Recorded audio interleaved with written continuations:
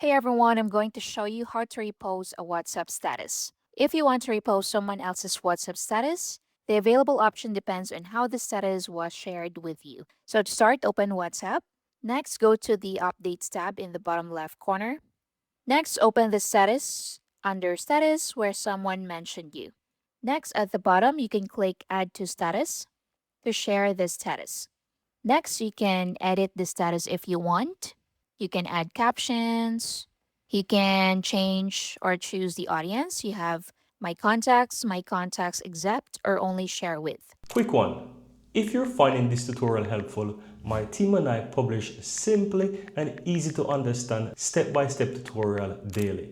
And I'd really appreciate if you hit that subscribe button to support our channel and of course so that you'll never miss out when we release videos just like this one every single day.